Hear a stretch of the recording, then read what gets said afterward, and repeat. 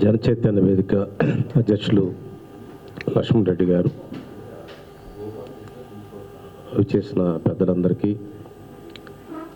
ఈరోజు మంచి సందర్భం. బుడమేరు వరద తర్వాత రాష్ట్రం అంతా ఉత్కంఠతో ఎదురు చూస్తున్న అంశం ఏంటంటే దాని అనుభవాల్ని, దాని ఇబ్బందుల్ని, దాని పరిణామాలను ఏ విధంగా అర్థం చేసుకుని ఏ విధంగా ముందుకెళ్తారని ప్రజలందరూ ఆలోచిస్తూ ఉన్నారు. ముఖ్యంగా మేధావులు, సమాజంలో ఆలోచించే అనేక మంది వర్గాలు ఈ విషయాన్ని సున్నితంగా పరిశీలిస్తూ ఉన్నారు. అసలు నదులు, పరివాహక ప్రాంతాలు వీటన్నిటినీ అధ్యయనం చేసినట్లయితే మన చరిత్ర, సంస్కృతి, మన నాగరికతలు ఇవన్నీ కూడా నదీ పరివాహక ప్రాంతంలో జరిగాయి.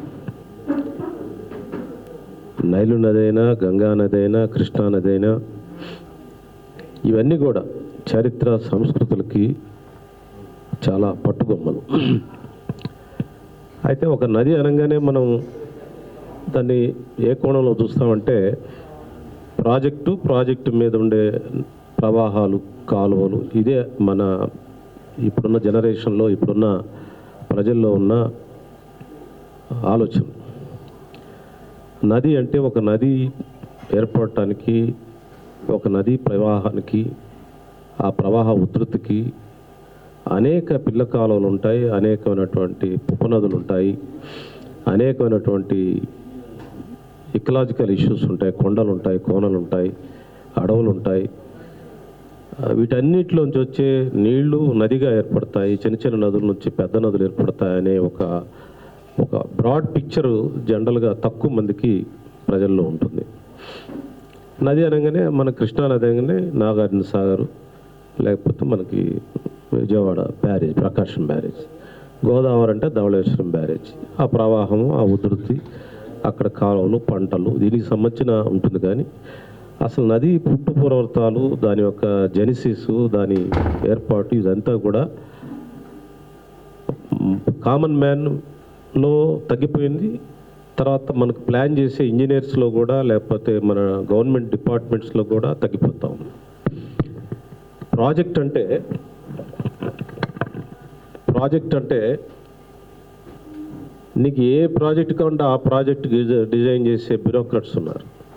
ఇంజనీరింగ్ బ్యూరోక్రాట్స్, ఇరిగేషన్ బ్యూరోక్రాట్స్ అంటారు. అట్లా ఒక రాజకీయ మనకి ఏదైనా ఒక సమస్య వచ్చిందనుకోండి, ఇక్కడ ఒక ప్రాజెక్ట్ కట్టాలని అక్కడ ఆలోచన, డిమాండ్, లేకపోతే అలాంటి ఆలోచన రాగానే వెంటనే ఒక డిజైన్ చేసి ఒక పెద్ద కంప్యూటర్ పిక్చర్ చూపించి ఇక్కడ నది నీళ్లు ఇక్కడ వస్తే ఈ విధంగా పారుతాయి, ఈ విధంగా వేల ఎకరాలకు నీళ్లు వస్తాయి, ఈ విధంగా పాడి పంటలు పండుతాయి, ఇన్ని వేల మందికి ఉపయోగం జరుగుతుంది, ఇన్ని వేల ఎకరాలు బాగుపడతాయి, ఇంతమంది ప్రజలకి ఆర్థిక పెద్ద ప్రాజెక్ట్ రిపోర్ట్ ఇస్తారు. ఆ ప్రాజెక్ట్ రిపోర్ట్ని ప్రచారం చేస్తూ ఉంటాయి ప్రభుత్వాలు కానీ, లేకపోతే గవర్నమెంట్ సిస్టమ్ కానీ. దాన్ని షార్ట్ టర్మ్లో చెప్పాలంటే ఇరిగేషన్ బ్యూరోక్రసీ అంటారు. ఈ ఇరిగేషన్ బ్యూరోక్రసీ ఒక ప్రాజెక్ట్ కాదు, నీకు మనసులో ఏదొస్తే అది. సముద్రం నుంచి నీళ్లు తెస్తూ ఉంటారు, ఏ నది నుంచి అయినా నీళ్లు పొంగి పరులుతాయని చూపిస్తారు. అది ఒక కాంట్రాక్టర్లు, బిజినెస్ సంబంధించిన ఒక యాక్టివిటీ, కానీ దానికి ప్రజలకు ఉపయోగపడే యాక్టివిటీ కాదు. ఈరోజు మీకు బెస్ట్ ఎగ్జాంపుల్ చూస్తాం, మన కళ్ళ ముందు కనిపిస్తాం. బుడమేరు అంటే బుడమేరు కృష్ణా నది మైలవరంలో వచ్చిన నది కాదు. ఇది దానికి 100 మైళ్ళ నుంచి బ్యాక్ వాటర్ అంతా వస్తుంది. 100 మైళ్ళ నుంచి అది ప్రయాణం చేస్తూ ఉంటుంటుంది.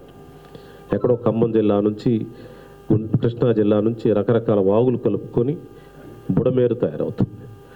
బుడమేరు అనేది విజయవాడకు రాగానే అది పెద్ద వాగుగా మారి, అది విజయవాడకి రకరకాల సందర్భాల్లో, ఈ కాలంలో అనేక సందర్భాల్లో విజయవాడకి అనేక సమస్యలు క్రియేట్ చేసింది.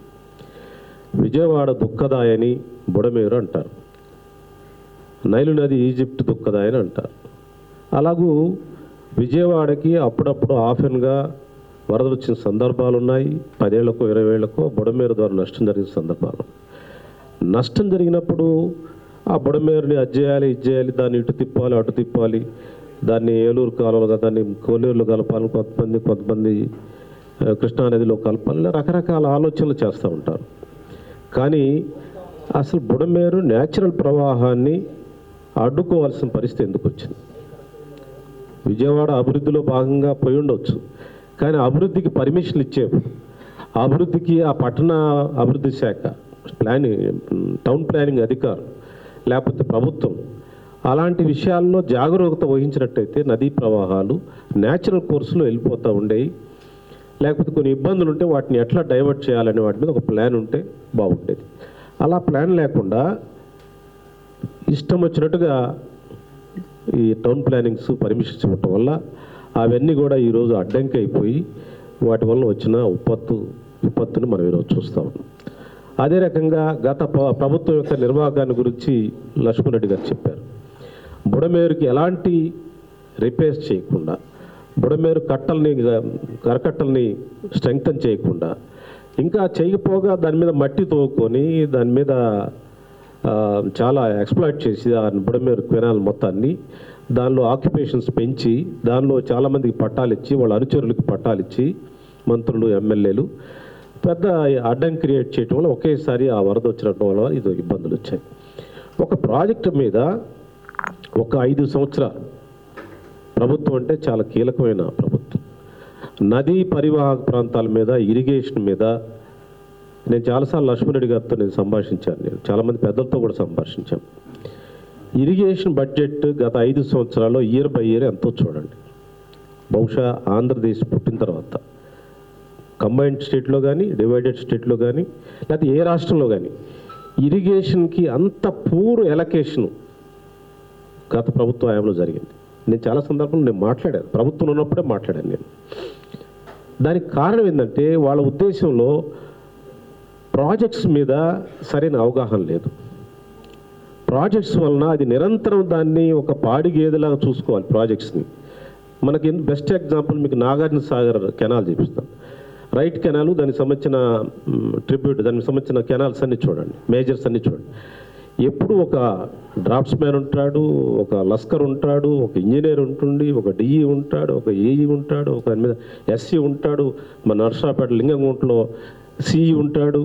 మొత్తం సిస్టమ్ నడుస్తూ ఉంటుంది. వరద కెనాల్స్ లేనప్పుడు వాటి రిపేర్ చేస్తూ ఉంటారు, ప్రవాహం లేనప్పుడు వాటి రిపేర్ చేస్తూ ఉంటారు, రిపేర్ తర్వాత అవి ప్రవహిస్తుంటాయి. దానికి ఒక బడ్జెట్ ఉంటుంది, దాని ఒక పూడికలు తీయటం ఉంటుంది, ఒక వ్యవస్థ ఉంటే కానీ నాగార్జున సాగర్ 2 సంవత్సరాలు బ్రతకలేదు.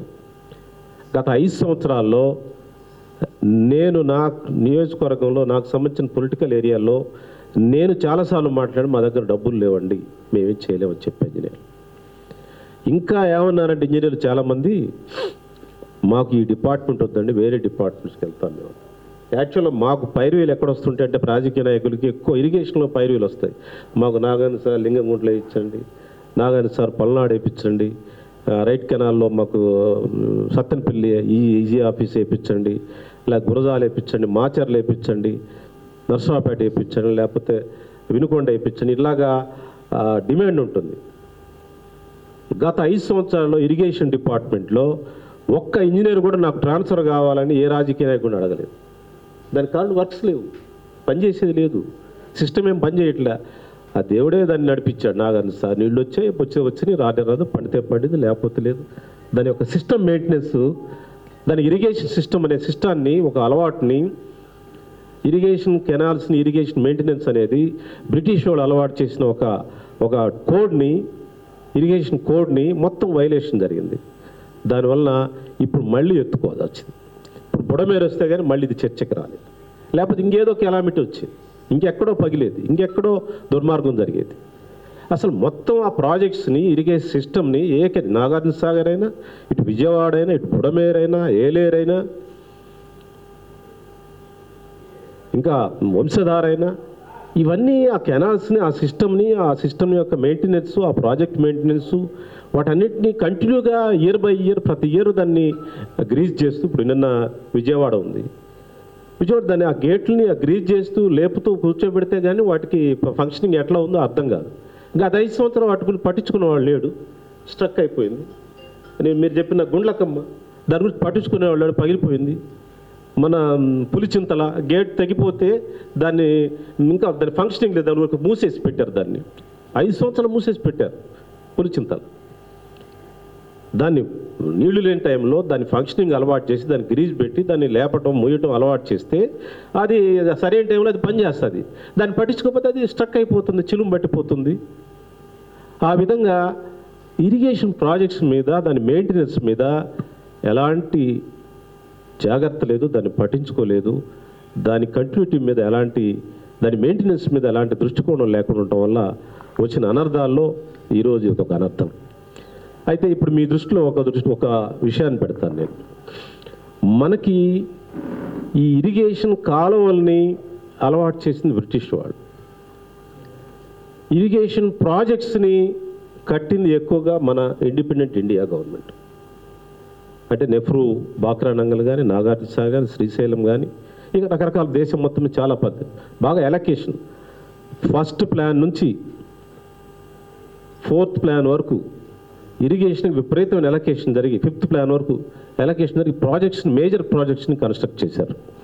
చేయటం వల్ల మనం సాధించిన విజయం ఏంటంటే అగ్రికల్చర్లో గ్రీన్ రెవల్యూషన్ వచ్చింది. గ్రీన్ రెవల్యూషన్ వల్ల ప్రొడక్షన్ పెరిగింది. ప్రొడక్షన్ వల్ల ఆహార ధాన్యాలు ఈరోజు ఓవర్ఫ్లో అవుతున్నాయి. అంటే మన నీడ్స్కి మిల్చి ఆహార ధాన్యాలు మన దగ్గర ఉన్నాయి. కానీ అట్ ది సేమ్ టైం మనం ఆ కెనాల్స్ యొక్క కెనాల్స్కి కూడా రివర్స్కి కూడా లైవ్ ఉంటుంది, రివర్స్కి కూడా ప్రాణం ఉంటుంది, రివర్స్కి కూడా ప్రాణము చావు ఉంటుంది, రివర్స్ కూడా ఒక ఎంటిటీ ఉంటుంది, రివర్స్ కూడా మనిషిలాగానే ఒక జీవి అనే విషయాన్ని, ప్రతి కెనాలు ప్రతి కాలువకి ఒక జీవ ప్రవాహం ఉంటుందనే విషయాన్ని మన ప్రకృతిలో ఉన్నటువంటి అలవాటుని మనం విస్మరించాము. మరి సుప్రీంకోర్టు కూడా చెప్పింది రివర్స్కి ఒక ఎంటిటీ ఉంటుంది, ఒక జీవం ఉంటుంది, దాని హక్కులు ఉంటాయి. రివర్స్కి ఆ హక్కులను ఎవరు వైలేట్ చేయటానికి వీల్లేదని. నాట్ ఓన్లీ మన ఇండియన్ సుప్రీంకోర్టు, వేరియస్ కంట్రీస్లో అది అలా డెవలప్ అయింది. అది ఇంకా మన మైండ్స్లోకి రాలేదు, మన గవర్నమెంట్స్లోకి ఇంకా స్వీకరించలేదు. నిన్న బుడమేరు పైన ఒక్క మట్టి, ఒక కొండ, దాని వాగు ఎట్లా ఉంటుంది, ఆ వాగులు పూడిపోయాయి. ఆ వాగు ప్రవాహాలు, ఆ కొండలు లేకపోతే ఒక రివర్ వచ్చినప్పుడు, ఆ రివర్ పుట్టినప్పుడు అనేక కొండల్లోంచి తిరుగుతూ వస్తూ ఉంది. బుడమేరు 100 కిలోమీటర్లు ప్రయాణం చేసేప్పుడు అనేక కొండల్లోంచి దాని ప్రవాహాన్ని అడ్డుకుంటూ ఆ న్యాచురల్ కోర్స్ని దాన్ని న్యాచురల్గానే కొండలు అడ్డుకుంటూ వచ్చి విజయవాడని రీచ్ అవుతాయి, లేకపోతే కృష్ణానది రీచ్ అవుతాయి. ఆ కోర్స్ అంతా డిస్టర్బ్ అయిపోయింది. డిస్టర్బ్ అయిపోవటం వల్ల ఒకసారి ఆ పైన ఖమ్మం జిల్లాలో హెవీ రెయిన్ వచ్చింది. ఆ హెవీ రెయిన్ వాటర్ అంతా ఏమి అడ్డం, కొండలు లేవు, గుట్టలు లేవు, చెరువులు ఏం లేవు, వరుసగా వచ్చేసి విజయవాడ పడిపోయింది. దానికి మార్గం లేదు, పగిలిపోయినా వచ్చేసింది. ఒక్కసారి 40,000 క్యూసెక్స్ 40 lakh క్యూసెక్స్ వచ్చాయి. 40,000 క్యూసెక్స్ వచ్చాయి. వచ్చేసరికి అది కట్టలన్నీ తెగిపోయినాయి వచ్చేసి. అందువల్ల న్యాచురల్ కోర్స్ని డిస్టర్బ్ చేయటం వల్ల వచ్చిన ఇబ్బందులు ఇవి. రేపు పోలవరం తీసుకోండి, మీకు ఎగ్జాంపుల్ మీ మైండ్లో రావాలి, ప్రభుత్వాలను కూడా తెలుసుకోవాలి. పోలవరం ప్రాజెక్టు కట్టాలి. పోలవరం గత 5 సంవత్సరాలు పోలవరం మేము కూడా వెళ్ళొచ్చాం, లక్ష్మణరెడ్డి గారు మేము కూడా వచ్చాం. ఒక లెవెల్లో ప్రోగ్రెస్సే ఆగిపోయింది. తర్వాత పోలవరం పట్టించుకున్న నాదులే. పోలవరం ఆంధ్రప్రదేశ్కి వరము, దాంట్లో క్వశ్చన్ లేదు, నో డిస్ప్యూట్ అట్ ఆల్. దానివల్ల వాటర్ వస్తుంది, దాని మీద ఎకానమీ పెరుగుతుంది, దాని మీద అగ్రికల్చర్ పెరుగుతుంది, ప్రజల జీవన ప్రమాణాలు పెరుగుతాయి. ఇవన్నీ చాలా ఉన్నాయి, చాలా బెనిఫిట్స్ ఉన్నాయి, కాన్సిక్వెన్షియల్ బెనిఫిట్స్ ఉన్నాయి. కానీ పోలవరం ఎక్కడి నుంచి వస్తుంది? పోలవరం ఒరిస్సా నుంచి, ఛత్తీస్గఢ్ నుంచి, ఛత్తీస్గఢ్ అడవుల్లోంచి, కొండల్లోంచి వస్తాయి. ఛత్తీస్గఢ్ కొండల్ని కొట్టేస్తే, ఛత్తీస్గఢ్ కొండల్ని మైనింగ్కి ఇస్తే రేపు పోలవరానికి భద్రత ఏంటి? అంటే పోలవరం అంటే ప్రాజెక్ట్ అంటే ఇక్కడ ఉండే మన పోలవరం విలేజ్ దగ్గర ఉండే ప్రాజెక్ట్ అయినా పోలవరం? దాని నేచురల్ కోర్స్ ఎక్కడ ఆర్జిన్ అవుతుంది? ఎక్కడ నీళ్ళు వస్తాయి? ఎక్కడ? ఛత్తీస్గఢ్ అడవుల్లోంచి, కొండల్లో నుంచి, ఒరిస్సా అడవుల్లోంచి, కొండల్లో నుంచి, రకరకాల ఉపనదుల్లో నుంచి గోదావరి ప్రవహించి మన తెలంగాణ ఆంధ్రాకు వచ్చి ఇక్కడ పోలవరం, అక్కడ ధవళేశ్వరం, తర్వాత సముద్రానికి వెళ్తాం. ఈ మొత్తం కోర్సులో మనం ఇక్కడ ప్రాజెక్టు వరకు చూస్తే ఆ పైన మైనింగ్ చేస్తే రేపు దాని భద్రతలు, దానికి సంబంధించిన విషయాలపైన ఎలాంటి జాగ్రత్తలు తీసుకోవాలి. ఒకసారి వాటర్ వచ్చి పడితే ఏంటి పరిస్థితి? ఇప్పుడు బుడమేరు అదే ఎగ్జాంపుల్. బుడమేరు చిన్న ఎగ్జాంపుల్. ఏ నదీ పరివాహం అని తీసుకోండి, మీరు మొన్న వాయనాడు తీసుకోండి, లేకపోతే కావేరి వరదలు తీసుకోండి, మన తుంగభద్ర ఇది చూడండి ప్రాజెక్ట్. ఒక్కసారి వరద వచ్చినప్పుడు ఏంటి పరిస్థితి, ఎందుకు వస్తుంది వరద ఒకేసారి? దాని న్యాచురల్, దానికి ఉన్న లైవ్నెస్ని దెబ్బతీస్తున్నారు. నీకు కొన్ని కొండలు తీసుకోవాలి ప్రాజెక్ట్లా, లేకపోతే మైనింగ్, లేకపోతే దానికి రివర్స్ రేపు ఎట్లా, దాని ఇకలాజికల్ సిస్టమ్ ఎట్లా అనే దాని గురించి ఆలోచిస్తున్నారా? అందువల్ల ప్రాజెక్ట్స్ కట్టేప్పుడు ఇరిగేషన్ వాళ్ళే కాదు, ఇరిగేషన్ వాళ్ళతో పాటు సోషియాలజిస్టులు, పొలిటీషియన్స్, ఇకలాజిస్టులు, ఎకనమిస్టులు, ఎన్విరాన్మెంటలిస్టులు అందరూ కూర్చొని దాని మీద ఒక అసెస్మెంట్ తయారు చేయాలి. లేకపోతే ప్రాజెక్ట్స్ అన్నీ రేపు భవిష్యత్తులో ఇలాంటి ఉప్పెనలు వచ్చే ప్రమాదం ఉంది. అందువల్ల ఏదో పెద్ద పెద్ద బిల్డింగ్లు కట్టాక మళ్ళీ హైడ్రా పెట్టి హైడ్రా ద్వారా మళ్ళీ కొట్టి, అసలు ఎందుకు ఇదంతా? ఒక నది ఉంది, అది అందరికీ తెలుసు. బుడమేరు అనేది ఇప్పుడు పుట్టింది కాదు, భూమితో పాటు పుట్టింది బుడమేరు. కృష్ణా అనేది ఇప్పుడు పుట్టింది కాదు. దాని మీద ఒక ప్రాజెక్ట్స్ కట్టేప్పుడు మొత్తం దాని ఈకోసిస్టమ్ చూసుకోవాలి కదా. బుడమేరుని దాని ఈకోసిస్టమ్ చూసుకోవాలి కదా, కాపాడాలి కదా. దాన్ని వైలేట్ చేస్తే ఈ శిక్షలు ఉంటాయి, దాని మీద మట్టి దోవితే ఈ శిక్షలు ఉంటాయి, దాని మీద వైలేషన్ జరిగితే పలా ఇంజనీర్ రెస్పాన్సిబుల్, దాని మీద మట్టి అక్రమంగా కొండ దొవితే ఈ ఈ ఈ కోర్సులో ఇది పరిస్థితి, కొండ తవ్వాలంటే ఈ విధంగా పర్మిషన్ తీసుకోవాలి అని ఒక సిస్టమ్ అలవాట్లేదు.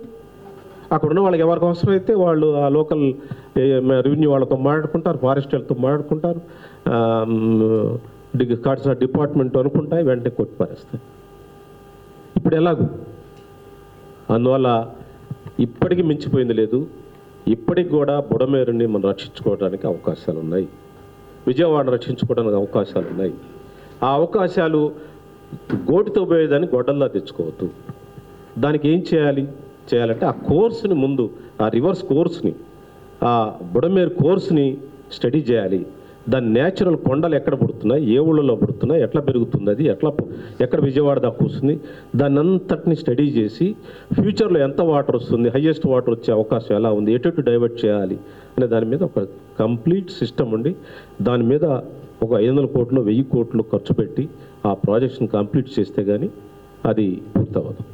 అట్లా కాకుండా వచ్చింది కాబట్టి హడావుడిగా ఇప్పుడు ఒక 50 కోట్లు 100 కోట్లు ఇచ్చేసి దాన్ని తర్వాత చూస్తాం, మళ్ళీ నెక్స్ట్ తెలియకుండా మనకు చెప్పదు. వరద వచ్చేప్పుడు ఎవరికి నోటీస్ ఇవ్వదు, అధికారులు కూడా ఏం తెలియదు. మొన్న వచ్చేసింది, ఒక రోజులో వచ్చి పడిపోయింది. ఖమ్మం జిల్లా వచ్చింది, ఖమ్మం జిల్లా నుంచి ఒక్కసారి నీళ్ళు వచ్చి పడ్డాయి, దానివల్ల ఎవరికి ఏం అర్థం కాలేదు. అందువల్ల ఒక ప్రభుత్వం చేసే నిర్వాహకం వల్ల ఈరోజు ఇంత వచ్చింది. ఈ అనుభవాల్లోంచి గత ప్రభుత్వం చేసిన నిర్వాహకం వల్ల ఇప్పుడు ఈ పరిస్థితి వచ్చింది. దీని అనుభవాల్లోంచి విజయవాడని ఎట్లా రక్షించుకోవాలి, దీని అనుభవాల నుంచి పోలవరం ఎలా స్టడీ చేయాలి, దీని అనుభవాల నుంచి ప్రతి నదీ కోర్సుని ఎట్లా స్టడీ చేయాలి. ప్రాజెక్ట్స్ అనగానే ఆ ఇరిగేషన్ కాంట్రాక్టర్లు, ఇంజనీర్లు కలిసి ఒక ప్రాజెక్ట్ డిజైన్ చేసి మనకి ఇస్తే వెంటనే అప్రూవల్ చేసి ప్లానింగ్ కమిషన్ అప్రూవ్ చేస్తే డబ్బులు ఇచ్చేస్తే కట్టేస్తే అయిపోతుందా? కానీ దాని పరిణామాలను మనం స్టడీ చేయాల్సిన అవసరం ఉంది. అసలు మాన్సూన్ స్టడీస్ మీద మనకి ఏమైనా అవగాహన ఉందా, మన అధికారులకు అవగాహన ఉందా? మాన్సూన్ ఎకనామిక్స్ మీద మనకి ఏమైనా అవగాహన ఉందా? ఇదంతా ఒక ఇంటిగ్రేటెడ్ కోర్స్. ఇదంతా కూడా ఇంటిగ్రేటెడ్ సిస్టమ్ని అలవాటు చేసుకోకుండా పీస్ మెయిల్గా థింక్ చేయటం, ఆకలైంది అన్నం పెట్టడం, బట్టలు లేవు బట్టలు పంచటం, చదువు లేదు గబగబ బళ్ళు కట్టాడు, పిల్లలు జారుతున్నారో లేదు చూసే మళ్ళీ మొత్తం బళ్ళు కట్టాడు, నాడు నేడంటాం. అసలు ఉన్న అవసరం ఉన్నా లేకపోయినా కట్టిపారు. ఇప్పుడు చాలా స్కూళ్ళలో పిల్లలు లేరు. ఎక్కడ అవసరం, ఏం అవసరం, ఎట్లా డబ్బు విద్య ఖర్చు పెట్టారు, కానీ పిల్లలు ఉన్నారా లేదా చూసుకోవద్దా? ఏ పిల్లలు ఎన్ని క్లాసులకు ఎంతమంది పిల్లలు ఉన్నారు, ఎంతమంది టీచర్లు ఉన్నారు, దాని స్టడీ ఉండొద్దా? అందువల్ల piecemeal study, piecemeal target మన కొంప ముంచుతుంది, ప్రజలకు ఇబ్బందులు క్రియేట్ చేస్తుంది, మన జీవన విధానం దెబ్బతీస్తుంది. అందువల్ల నా రిక్వెస్ట్ అయితే ఇంకా ఇప్పటివరకు ఎత్తుకున్న పెద్ద ప్రాజెక్ట్స్ కంప్లీట్ చేసిన Polavaram is the biggest project నా. ఇంకా ఫ్యూచర్లో బిగ్ ప్రాజెక్ట్స్ కాకుండా ఆల్టర్నేటివ్ ప్రాజెక్ట్స్ని రివర్ కోర్స్ దెబ్బకుండా, ఇకాలజీ దెబ్బతినకుండా, పర్యావరణం దెబ్బతినకుండా మానవ సమాజ నాగరికతని ముందు తరాలకు అందించే విధంగా ఎలా తయారు చేసుకోవాలో మనకు ప్లాన్ ఉండాలి. ఇంకా ఇప్పటివరకు కట్టుకున్న ప్రాజెక్ట్స్ కట్టాం, కొన్ని నెగటివ్ రిజల్ట్స్ వచ్చాయి. అసలు ఒక స్టడీ ఉంది, మీరంతా పెద్దలు ఆలోచించాలి. అసలు నాగార్జున సార్ ప్రాజెక్ట్ ఉంది మన కళ్ళ ముందు, దాని మీద ఎంత ఖర్చు పెట్టాము ప్రభుత్వం, గవర్నమెంట్, ఆ ప్రాజెక్ట్ కాస్ట్ ఎంత, దాని మెయింటెనెన్స్ ఎంత ఈ 40-50 ఇయర్స్లో, దాని మీద వచ్చే రిజల్ట్స్ ఎంత చూస్తే ఏమి పెద్ద ఆశాజనకంగా లేదు. ఎనీ ప్రాజెక్ట్ మీరు any major dam, any major project, నీకు బాకర రంగాలు తీసుకోండి, మనం వన్ సైడ్ ఆఫ్ ది కాయినే చూస్తున్నాం. మనం one side of the coin ఏంది, ఇరిగేషన్ వచ్చింది, ఆహారం వచ్చింది, ఆహార ఉత్పత్తి పెరిగింది, ఫార్మర్స్లో కొత్త ఇన్కమ్ పెరిగింది, మన ఆహార ఉత్పత్తి పెరిగింది, గ్రీన్ రెవల్యూషన్ వచ్చింది. కానీ అయితే అదర్ సైడ్ దాని మీద ఖర్చు ఎంత, దాని మీద వచ్చిన డివిడెండ్స్ ఏంటి చూస్తే బిగ్ ప్రాజెక్ట్స్ దేని మీద కూడా అనుకున్న స్థాయిలో at the larger interest of the society benefit జరగలేదు. పోగా చాలా ఇకలాజికల్ ప్రాబ్లమ్స్ వచ్చాయి, ఎన్విరాన్మెంటల్ ప్రాబ్లమ్స్ వచ్చాయి, చాలా ఇలాంటి కొన్ని నెగటివిటీస్ కూడా వచ్చాయి. అందువల్ల my request to the government and all civil society groups, ఇప్పటివరకు ఎత్తుకున్నాయి, ఇప్పుడున్న ఆహార సమస్య మనకున్న ప్రాథమిక సమస్య కోసం ఎత్తుకున్నాం మనం. ఇప్పుడున్న ప్రాజెక్ట్స్ని కంప్లీట్ చేసి కొత్తగా భవిష్యత్తులో ప్రాజెక్ట్స్, బిగ్ ప్రాజెక్ట్స్ కాకుండా ఆల్టర్నేటివ్ ప్రాజెక్ట్స్, రివర్స్ని ఎట్లా కాపాడుకోవాలి, రివర్ కూడా ప్రాణం ఉంటుంది, దాన్ని కాపాడుకుంటూ మనం ఎట్లా జీవించాలి, దాంతో స్నేహం చేస్తూ మనం ఎట్లా జీవించాలి, ప్రకృతితో ఎలా స్నేహం చేయాలి, ఇకాలజీని ఎట్లా ప్రొటెక్ట్ చేసుకోవాలి, భావితరాలకి మన సిస్టమ్స్ని ఎట్లా అందించాలి. ఇప్పుడు నీకు ఇంత వాటర్ వచ్చింది కదా, ఇన్ని టీఎంసీలు వాటర్ ప్రొటెక్ట్ చేశాం కదా, తాగునీరు అంతా ఉందా? చాలా గ్రామాలకు ఎందుకు తాగునీరు అందట్లేదు, ప్రొటెక్టివ్ వాటర్ ఎందుకు అందట్లేదు? అగ్రికల్చర్ ప్రొడక్షన్ పెరిగింది కదా, ఆహార ధాన్యాల ఉత్పత్తి పెరిగింది కదా, కానీ మనం మంచినీళ్ళు ఎందుకు ఇవ్వలేకపోతున్నాం? వాటర్ ఎక్కడ లేదు, ఎన్ని చోట్ల, ఎన్ని గ్రామాలు, ఇನ್ನು గుంటూరులో కూడా సఫిషియెంట్ వాటర్ వెళ్ళలేకపోతున్నాం. గ్రామాల్లో ఇంకా దుర్భర పరిస్థితి. బోర్స్ వేస్తే బోర్స్ ఎన్ని కిలోమీటర్లు వేసినా బోర్స్ వాటర్ పట్టలేదు, డ్రై అయిపోతున్నాయి బోర్స్. దానికి కారణం ఏంటి? Ecology problem. ఒక ప్రాజెక్ట్స్లో ఉన్నటువంటి ఆ కోర్స్ మొత్తాన్ని డిస్టర్బ్ చేయటం వల్ల ఆ నదులు, కొండలు, వాగులు అన్నీ పోవటం వల్ల నీకు బోర్స్ పట్టలేదు, బోర్లో నీళ్లు పట్టలేదు. మనం ఏం చేస్తున్నామంటే ఒకదానికోసం ఒకటి చంపేస్తున్నాం. అదే చెప్తున్నా, ఆకలి అయితే అన్నం పెట్టేస్తాం. కానీ అన్నం పెడితే వాడి ఆరోగ్యం ఎట్లా, వాడి పరిస్థితి ఏంది, ఎలాంటి అన్నం పెట్టాలి, ఎలా ఉండాలి, ఎలా ఫ్యూచర్ జనరేషన్ ఎట్లా ఉండాలి, దాని ఇంటిగ్రేటెడ్ అప్రోచ్ లేదు మనకి. అందువల్ల మొత్తం ఇరిగేషన్లో we are looking in one side of the coin, other side of the coin చూడాలి. నీకు పుచ్చలపల్లి సుందరయ్య గారు, పెద్దల నాగేశ్వరరావు గారు కూడా ఉన్నారు. పుచ్చలపల్లి సుందరయ్య గారు నదీ జలాల మీద ఒక మంచి బుక్ రాశారు. ప్రతి వాగు ఎలా ప్రొటెక్ట్ చేసుకోవాలి, నదీ జలాలను ఎలా ప్రొటెక్ట్ చేసుకోవాలి, తెలుగు గంగను ఎందుకు ఇవ్వాలి మనం, ప్రతి ఊర్లో ఉన్న వాగులను ఎలా ప్రొటెక్ట్ చేసుకోవాలి, చెరువులను ఎలా ప్రొటెక్ట్ చేసుకోవాలి, నదీ జలాలు ఎక్కడెక్కడ ఉన్నాయి. చాలా నదీ జలాలు పోయినాయి, అసలు చాలా కాలువలు నలిగిపోయి. మాకు పల్నాడులో నాగిలేరు అనే పెద్ద వాగుండేది, ఇప్పుడు నాగిలేరు ఒక పిల్ల కాలువ. ఆ నాగిలేరు ఎందుకు పోయింది? నాగిలేరు కారింపొడి కొండల్లో పుడుతుంది, ఆ కారింపొడి కొండలు ఎగిరిపోయాయి, అక్కడ సిమెంట్ ఫ్యాక్టరీలు వచ్చేసాయి. నాగిలేరు లేదు, ఉచ్చపోసుకునే గుంతది ఇప్పుడు. అది ఎప్పుడో వస్తే ఇట్టాటి వర్షాలు వచ్చినప్పుడు వస్తారు. దండివాగు గురజాల్లో అన్నున్నాడు, దండివాగు ఉంది. దండివాగు ఇప్పుడు ఏముందండి, మనం ఈత కొట్టేవాళ్ళం చిన్నప్పుడు, ఈత కొట్టి పెద్ద పెద్ద లోతు, మనుషులు దిగలేని లోతు ఉండేది. ఇప్పుడు అసలు కానీ ఉచ్చగుంతలా కూడా లేదు. ఎందుకు, ఏమైనాయి? సిమెంట్ ఫ్యాక్టరీలు వచ్చాయి, ఇంకోటి వచ్చాయి, మట్టి దువ్వారు, కాలువలు దువ్వారు, మట్టి ఎక్స్ట్రాక్ట్ చేశారు. చేస్తే మొత్తం ఆ కెనాల్ కోర్స్ అంతా పోయింది. అందువల్ల it is very high time, ఎందుకంటే మనకి ఇలాంటి సిస్టమ్ని బాగుపరచాలంటే చంద్రబాబు గారు లాంటి ఈ ఇరిగేషన్ మీద, వీటి మీద ఇంటిగ్రేటెడ్ అప్రోచ్ ఉన్న మనిషి అయితేనే సాధ్యమవుతుంది. లేకపోతే ఏదో అధికారులు చెప్తారు, వాళ్ళు చెప్పింది చేస్తారు, వాడు ఎక్కడ ప్రాజెక్ట్ ఒక కాంట్రాక్ట్ ఉంటుంది, అధికారి వెనక కాంట్రాక్ట్ ఉంటాడు, గుర్తుపెట్టుకోండి. ఆ కాంట్రాక్ట్ చెప్తారు, ఈ ప్రాజెక్ట్ గీసి ఇవ్వండి, వాడు గీసిస్తారు, ఇక్కడ నీళ్ళు వస్తాయని చెప్తాడు. ఇక్కడ పైపులు వేయొచ్చండి. ఆ పైపులు వేసి ఎత్తి తోడి ఈ కాళేశ్వరం కట్టారు తెలంగాణ వాళ్ళు. ఏం సాధించారో చెప్పండి ఒకసారి. మీరు జ్ఞానం మన స్టడీ చేయించండి, మీరు మనంతా పోయి రావాలి. అంత పెద్ద ప్రాజెక్ట్ కట్టారే, what is the result, outcome ఏంటి చూస్తే చాలా హృదయ విదారకంగా ఉంటుంది. అందువల్ల కాంట్రాక్టర్ అంటే irrigation bureaucracy, irrigation contracts, irrigation system మీద, ప్రభుత్వ ఆదాయాల మీద, ప్రభుత్వం ఖర్చు పెట్టే విధానాల మీద బ్రతికే ఒక పెద్ద వ్యవస్థ ఉంటుంది. ఆ వ్యవస్థ ట్రాప్లో పడకూడదు.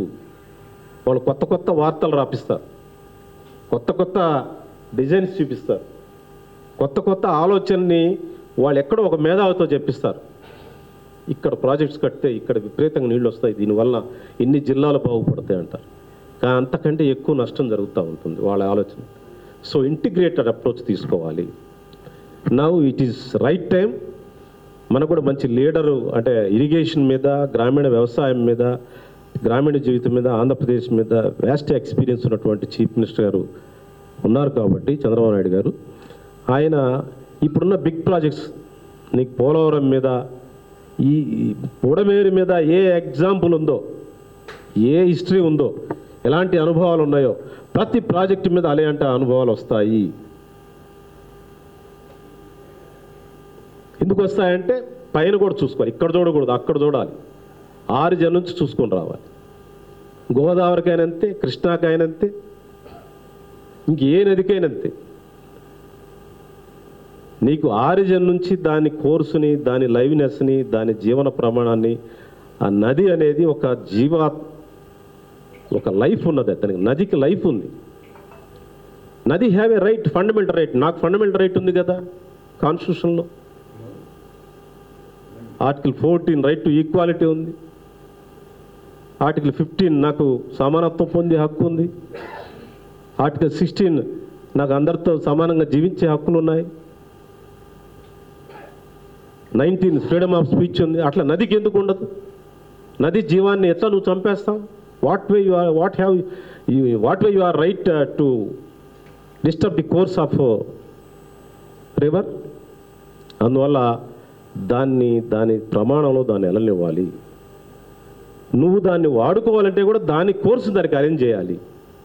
నువ్వు వాడుకోవాలి. ప్రాజెక్ట్స్ కట్టకపోతే నాగరికత పెరగదు, ఆదాయం పెరగదు, వాటర్ రాదు.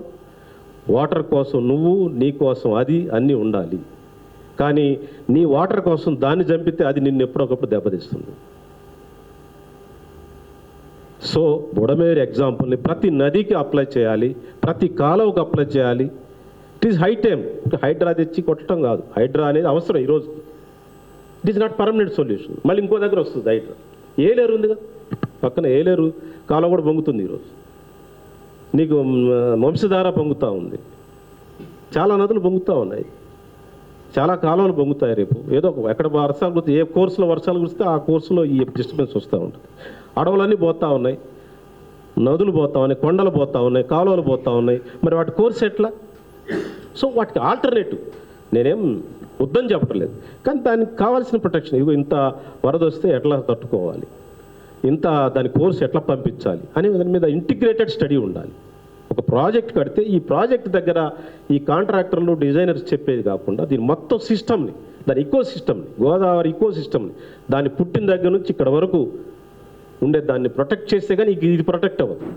కానీ కేవలం ఇక్కడ ఎక్కువ సిమెంట్ వేసి ఇక్కడ ఎక్కువ ఐరన్ పెడితే బ్రతుకుద్ది అనేది కరెక్ట్ కాదు.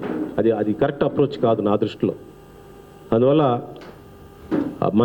మనకు ఒక ప్రాజెక్ట్ అంటే అన్ని సిస్టమ్స్, అన్ని departments, ecology department, irrigation department, engineers, civil engineers, ఎకనమిస్టులు, సోషియాలజిస్టులు, అక్కడ సామాజిక పరిణామాలు ఏం జరుగుతాయి, అక్కడ భవిష్యత్తులో ఎలాంటి ఇది ఉంటాయి, ఎలాంటి ఇన్కమ్ వస్తుంది, ఎలాంటి బెనిఫిట్ వస్తుంది, ఎలాంటి ఫ్యూచర్ కాన్సిక్వెన్స్, ఎంత కంప్లీట్ స్టడీ జరిగితేనే ముందుకెళ్ళాలి. అందువల్ల దిస్ ఈజ్ హై టైం. ఉన్న ప్రాజెక్ట్స్ కంప్లీట్ చేసుకొని భవిష్యత్తులో నెక్స్ట్ కోర్సులో ఈ ఉన్న వాటిని ఎట్లా ప్రొటెక్ట్ చేసుకోవాలో దాని మీద అప్రోచ్ అయితే తప్పితే మనం ఇప్పటికి లేట్ చేసాం. మన అప్రోచ్లో రాంగ్ ఉంది. బ్రిటిష్ వాడు అందుకే తెలివిగా కెనాల్ సిస్టమ్ కట్టాడు, కానీ ప్రాజెక్ట్స్ పెద్ద కాన్సన్ట్రేట్ చేయలేదు. మనం వచ్చి పెద్ద ప్రాజెక్ట్స్ కట్టాం. ప్రాజెక్ట్స్తో పాటు ఇది చూసుకోవాలి మనం. నీళ్ళు వచ్చా, ఇరిగేషన్ డెవలప్ అయింది, కానీ మంచినీళ్ళు దొరకట్లేదు. దానికి కారణం ఏంటంటే నదులను చంపేసాం మనం.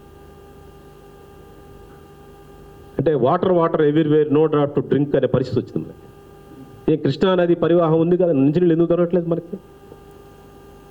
గోదావరి నీళ్లు పక్కనే నువ్వు ఇన్ని టీఎంసీలు పోలవరంలో పెడతా, ఇన్ని టీఎంసీలు ఎవరైనా పెడతా, ఎందుకు మంచినీళ్ళు దొరకవు? కొల్లేరుని ఎందుకు ఆగం చేశారు?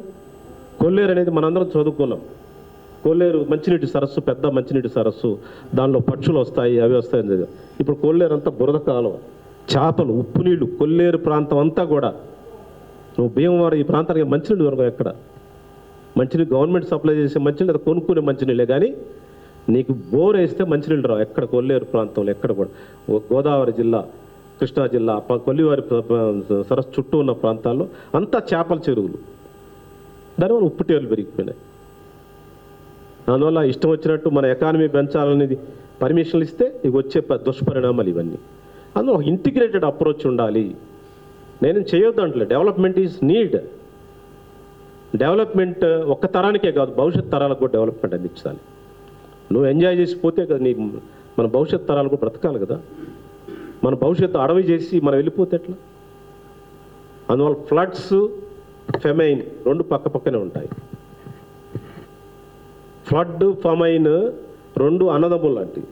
అంటే కరువు, ఉప్పెన, వరదలు రెండు పక్కనే ఉంటాయి. వరదలు వచ్చాయి కాబట్టి మనం సంతోషించడం కాదు, వరదల వెంటనే ఫెమైన్ కూడా ఉంటుంది, కరువు కూడా ఉంటుంది. వరదని, కరువును కంట్రోల్ చేయాలంటే ఇంటిగ్రేటెడ్ అప్రోచ్ ఉండాలి. ఇంటిగ్రేటెడ్ అప్రోచ్ ఉంటాను. This is right time, right example.